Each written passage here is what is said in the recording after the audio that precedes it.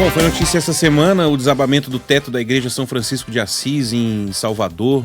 Matou uma turista aqui de Ribeirão Preto, que estava lá na Bahia, deixou outras pessoas feridas. E a gente está em contato agora com o Leandro Graça, que é presidente do IPHAN, o Instituto do Patrimônio Histórico e Artístico Nacional, para tentar entender, Carla, um pouquinho do papel do órgão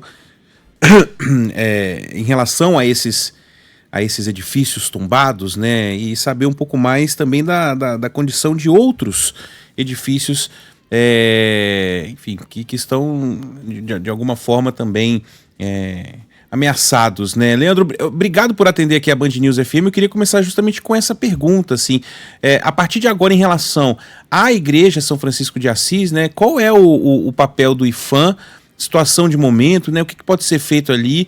E depois eu queria conversar também sobre outros imóveis históricos tombados aqui no Brasil. Bom dia. Muito bom dia, Ivan. Muito bom dia, Carla, a todos os ouvintes da Band News FM. Em primeiro lugar, antes de mais nada, é sempre importante a gente dizer o que é prioridade nesse momento. A solidariedade, o acolhimento a todas as pessoas que foram afetadas, acima de tudo a família da Júlia, seus conhecidos, amigos, familiares, também aos freis, a comunidade de São Francisco. Na quarta-feira à noite ainda, eu fui para Salvador, a ministra Margarete também esteve lá nesta quinta-feira, durante todo o dia conosco, as nossas equipes, tanto do IPHAN, na nossa superintendência lá na Bahia, a Defesa Civil, o governo estadual, agindo de pronto, primeiro para este acolhimento e também já para adotar algumas medidas práticas do ponto de vista técnico e administrativo. Acima de tudo, apuração, levantamento de informações, compreensão das causas dessa tragédia, e também já alguns encaminhamentos do ponto de vista da estabilização do imóvel, do escoramento, para que evitemos novos desabamentos ali ou agravamento da precarização do próprio bem. Nesse sentido, já na próxima semana, o IPHAN estará contratando de forma emergencial essas ações, que também incluem a limpeza da própria igreja, o recolhimento desses materiais que tem que ser feito com muito cuidado, porque ali ainda existem elementos importantes da igreja que podem ser restaurados. Enfim, toda essa iniciativa, que é uma iniciativa técnica.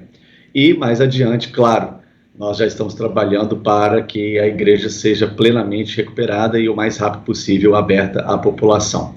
É importante dizer que essa igreja foi tombada em 1938, já há mais de 80 anos, o IPHAN acompanha, são dezenas de ações, não só do próprio IPHAN, mas a partir dos próprios proprietários. E aí eu faço um parêntese para um esclarecimento.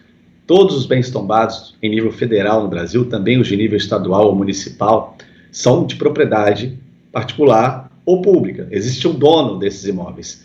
O dono desse imóvel é o primeiro responsável pela sua manutenção e conservação. Qual o papel do IPHAN? O papel do IPHAN é acompanhar, orientar, por vezes fazer análises das intervenções para evitar descaracterizações ou até as demolições desses bens, entre outras iniciativas. Os recursos públicos, que são escassos e limitados, podem sim servir para apoiar alguns tipos de bens cujos proprietários atestam e comprovam a sua incapacidade financeira para mantê-los bem. Mas também é importante dizer que conservar, ou seja, fazer ali a limpeza, eventualmente quando se vê um dano, já arrumar imediatamente, é mais barato e é mais eficiente do que restaurar. No Brasil, ao longo de décadas e décadas, nós fizemos vários restauros, justamente pela falta de conservação adequada dos bens. Mas essa política é uma política ampla que se dá a partir do IPHAN, mas também com parceria de estados e municípios e de toda a sociedade, do setor privado. Então, nesse momento, abre-se uma discussão importante no Brasil, que é sobre a política do patrimônio cultural e como nós vamos dar sustentabilidade a ela no longo prazo. Nesse caso, é da comunidade franciscana, né? Essa igreja, a Igreja do Ouro, a Igreja de São Francisco, a responsabilidade seria da comunidade franciscana, e a gente sabe que a ideologia, digamos assim, dos franciscanos não é exatamente a acumulação de renda, né? O acúmulo de dinheiro. Eles teriam dinheiro para conseguir fazer uma manutenção como essa, uma restauração em uma igreja totalmente de ouro? O IPHAN, ele também direciona e ajuda nessa captação de recursos, porque a gente teve, né, Graça, a gente assistiu à reconstrução de Notre Dame com recursos de todo o planeta. Muita gente ajudou, né, inclusive gente do Brasil doou dinheiro para que Notre Dame fosse restaurada. Isso aconteceria também nesse caso? antes de essa estrutura ruir, ou a partir disso a gente vai conseguir assistir a esse dinheiro sendo captado dessa forma? Carla, a Igreja de São Francisco já recebeu ao longo desses anos milhões de reais em investimentos públicos. Em primeiro lugar, quero registrar de 2023 para cá, que é da nossa chegada em diante, só dali em diante, nós tivemos 4 milhões investidos na recuperação dos azulejos, tanto da igreja quanto do convento. E aí pode ser que alguém pense, mas os azulejos eram prioridade? Sim, porque a degradação dos azulejos também estava comprometendo a estrutura da igreja, então era preciso agir rápido. Também investimos no tratamento do pináculo, que estava caindo. Ele foi recolocado numa parceria do IPHAN com a Defesa Civil de Salvador. Tivemos, no ano passado, a contratação do projeto para fazermos as obras como um todo. Esse projeto custou R$1.200.000, também contratado com recursos do governo federal. Então, não são poucos os investimentos feitos pelo IPHAN, pelo Ministério da Cultura, governo federal, em bens tombados. Nós temos, nesse momento, aí 700 milhões de reais em 144 obras, mais contratação de 105 projetos pelo novo PAC. O IPHAN também investiu recursos próprios em 2023 e 2024, na casa de quase 50 milhões em bens materiais. Eu não estou nem considerando o investimento no patrimônio imaterial, que também retornou nesse governo, foi abandonado no governo passado. Aí eu estou falando dos bens culturais, que são expressões, ofícios, como a capoeira, o forró, o maracatu, o carimbó, entre outros, e o patrimônio arqueológico, que no Brasil são 38 mil sítios cadastrados pelo IPHAN, ou seja, esse repertório do patrimônio é muito vasto. A Igreja de São Francisco, como outras ordens religiosas, bem como também arquidioceses, dioceses, atesta a sua incapacidade financeira, a sua chamada hipossuficiência, por isso fica apta a receber recursos públicos. Essa é uma realidade de muitas igrejas do Brasil, mas as ordens, as dioceses, arquidioceses também têm as suas fontes de arrecadação, e a nossa orientação é que sempre parte dessa arrecadação seja destinada à manutenção dos bens. E isso também é acompanhado pelo IPHAN para que seja bem sucedido. Então, não é o fato de ser franciscano que faz com que a igreja necessariamente deixe de investir. Ela tem recursos também para investir, a gente sempre orienta que invista uma parte, e o IPHAN, pela incapacidade financeira robusta dessas ordens ou dioceses, acaba também assumindo parte dos investimentos, bem como os governos estaduais e municipais o fazem também. Quer dizer, responsabilidade compartilhada, né? Mas eu ia perguntar disso, se o IPHAN acompanha essas obras, porque, Leandro, no fim e ao cabo, o IPHAN tem que prestar esse esclarecimento, né? Porque por muitas vezes, não só nos tombamentos do Instituto Patrimônio Histórico, mas, bom, você é de Brasília, você sabe, né, o quanto que se questiona, por exemplo, o tombamento de Brasília como um patrimônio cultural da humanidade. As pessoas falam que isso impede o progresso, né, os prédios de subirem na capital do Brasil. Enfim, tombamentos são questionados, né, e ao mesmo tempo que muitas pessoas questionam o tombamento, que falam que aquilo ali impede de que algo novo seja construído, de que aquilo seja arrumado, a gente está vendo uma estrutura que é tombada, que recebeu recursos e desabou, né? Então é uma explicação que o IPHAN precisa dar e pôr isso na balança, né? Você tem os questionamentos aos tombamentos, mas ao mesmo tempo um prédio que era tombado e que recebeu recursos federais e desabou do mesmo jeito, né? Como equilibrar, né? Ivan, essa é uma discussão muito importante sobre o tombamento e que, infelizmente, no Brasil, de forma geral, não é bem compreendido. Vamos lá. Primeiro, é importante dizer o que é o tombamento, né? O termo é até um termo colonial, vem lá de Portugal.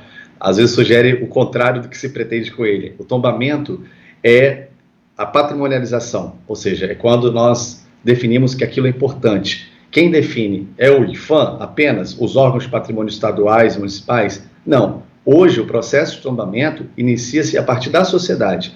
Quem pede a patrimonialização, ou seja, o reconhecimento de algo como bem cultural brasileiro, é sempre a sociedade, seja a partir de um cidadão, de uma entidade, de um agente ou de uma instituição. E aí o processo anda. O IPHAN vai pesquisar, vai identificar. Isso passa na superintendência do IPHAN, lá naquele estado onde foi solicitado, depois vai para a área central, até que chega no conselho consultivo do IPHAN, que é formado por especialistas e pessoas de notório saber. Esse conselho vai apreciar o processo e vai decidir se aquilo será tombado ou não. Décadas atrás, é preciso reconhecer, não acontecia dessa forma, especialmente nos primeiros anos da política do patrimônio, lá décadas de 30, 40, 50, a patrimonialização aconteceu de forma muito discricionária, ou seja, na medida que os próprios gestores, as lideranças do patrimônio iam identificando, falando, olha, isso aqui é importante, tombava-se. Hoje não é assim. E sempre que se tomba algo, nós fazemos também uma espécie de pacto, porque não é apenas um título, não é apenas um prestígio que o bem adquire. E aí a gente tem que equilibrar o bônus e o ônus do tombamento, entre aspas, dizendo que o ônus, é claro, o proprietário vai ter uma série de responsabilidades, ele não pode fazer o que bem entende com aquele prédio, mas também não é engessamento. O tombamento não impede adequações, inclusive aperfeiçoamentos desses bens, sejam eles imóveis ou até cidades, como você cita, Brasília, Ouro Preto, Diamantina, que recentemente teve a sua norma atualizada pelo IPHAN, permitindo energia fotovoltaica, viabilizando investimentos em mobilidade, infraestrutura urbana. É muito importante dizer isso, porque há um conceito, uma falsa ideia de que o tombamento impede o desenvolvimento. Essa é uma visão já retrógrada, atrasada, e que não se considera mais em vários países do mundo. O Brasil precisa se libertar dessa ideia. O tombamento também é uma grande oportunidade, daí o bônus que eu digo. O tombamento traz prestígio, o tombamento traz interesse público, o tombamento traz, inclusive, oportunidades econômicas para esses bens. Um bem tombado, ele se torna um ponto turístico, um bem tombado se torna um lugar de interesse de pesquisa histórica, cultural e social. Ou seja, resumindo, tombamento não necessariamente é algo ruim, pelo contrário. E eu digo, se não fosse o papel do IPHAN nesses anos todos, 88 anos de história, possivelmente metade ou mais do patrimônio cultural brasileiro estaria demolido, em razão da ambição, da especulação e até do descaso e da falta de investimento. Mas a política do patrimônio, conforme determina a Constituição, é competência concorrente, União, Estados e municípios. Preservar o patrimônio é tarefa de todo o país, sociedade, Estado e iniciativa privada, porque hoje nós temos ferramentas para que os empresários ajudem o patrimônio.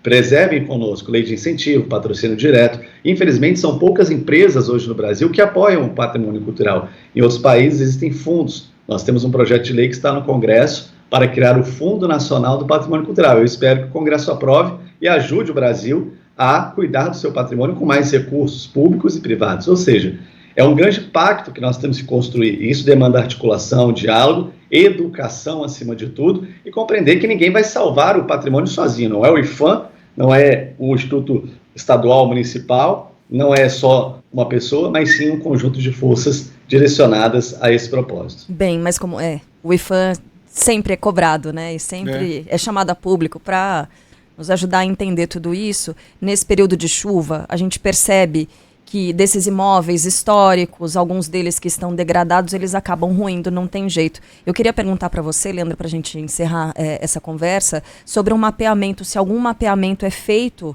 no Brasil com relação a esses imóveis tombados que correm um maior risco de desabar e acabar machucando as pessoas. E aí eu queria perguntar especificamente de São Luís, porque a gente tem uma previsão de chuva muito forte, né, para o Maranhão, como um todo nesse fim de semana. São Luís está em alerta e a gente sabe que houve, né, desabamento de casarões históricos e muitos deles estão praticamente abandonados, né? Carla, essa questão das chuvas fortes e de outros eventos climáticos extremos é um dos temas que nós temos tratado nessa gestão, as mudanças climáticas em relação com o patrimônio. São Luís está aí para receber uma chuva intensa. Nós temos outros espaços no Brasil, cidade de Goiás, antiga Goiás Velho, que é patrimônio mundial também. Vez ou outra o Rio Vermelho sobe e a cidade vai para baixo da água. Nós temos Chapuri, no Acre, onde tem a casa de Chico Mendes, também o rio sobe e a casa vai para debaixo da água. São Luís vai sofrer chuvas agora. Ouro Preto já passou por isso, com desmoronamentos, entre outras cidades que precisam dessa resiliência urbana. O IPHAN é um dos órgãos que está atuando nessa lógica de identificar riscos. Nós temos planos de fiscalização em cada uma das 27 superintendências, mas existe também Defesa Civil, existe Corpo de Bombeiros, existem órgãos estaduais que junto conosco atuam. Então, por exemplo, quando um imóvel ele está com um risco altíssimo, a Defesa Civil atua conjuntamente, porque essa interdição imobiliária, ela não se dá pelo IPHAN, ela se dá pela Defesa Civil com a atuação também do Corpo de Bombeiros. Então, nós temos aí cenários muito críticos, de fato. O Brasil passou aí durante décadas e décadas acumulando esse patrimônio, e as instituições de patrimônio precisam também se fortalecer, não só o IPHAN, ampliando seus cargos. A gente tem aí no ano passado a nomeação de concursados do concurso de 2018 ainda, o cadastro de reserva, estamos desenhando novos concursos. Nosso plano de carreira da cultura está no MGI, com o apoio da ministra Esther, em breve já deve ir para a Casa Civil e para o Congresso. E a gente precisa também que as instituições municipais e estaduais de patrimônio se fortaleçam. Alguns centros históricos tombados e até reconhecidos como patrimônio mundial, sequer tem uma gestão de patrimônio cultural ali, uma diretoria, uma fundação. E a gente está estimulando estados e municípios a organizarem os seus quadros com arquitetos, engenheiros, historiadores e outras formações que entendem de patrimônio podendo atuar nessa área.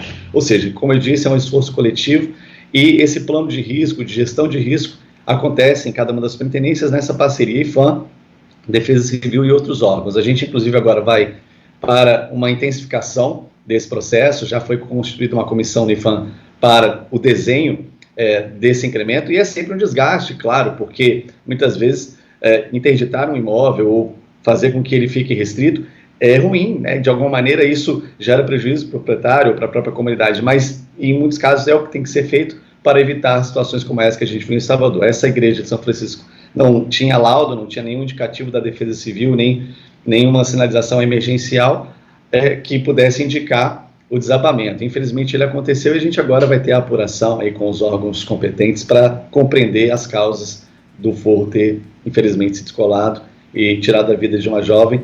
É o que principalmente nos afeta, essa perda que é de uma vida inestimável, que não se compara a nenhum tipo de prejuízo material. Deixa eu agradecer aqui o Leandro Graz, presidente do IPHAN, conversando conosco nessa manhã. Bom trabalho para você, Leandro.